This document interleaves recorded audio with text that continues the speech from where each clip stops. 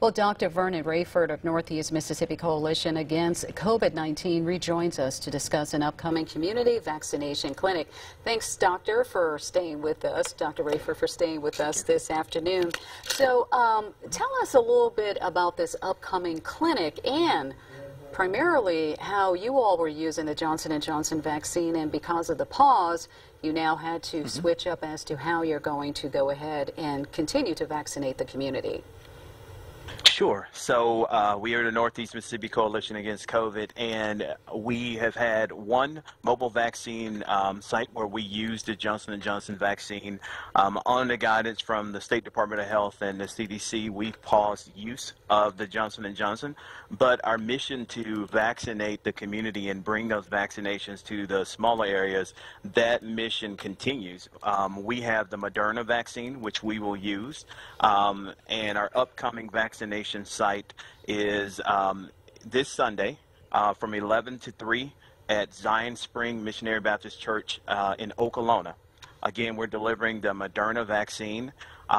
We are following the advisory committee, the Mississippi Department of Health, and the CDC for guidance in the future about the vaccination. I want to say for those who've had the Johnson & Johnson vaccine that the risk of this event, the blood clots, is very rare. The individual risk is even rarer. But if you are within 3 weeks, like earlier in the story, and you have severe headache, abdominal pain, swelling, shortness of breath, do seek medical attention. Oh, okay. And Dr. Rayford, when it comes to vaccine hesitancy, that was one of the reasons why the coalition was formed, in order to get out to the rural communities and make sure that people are getting vaccinated.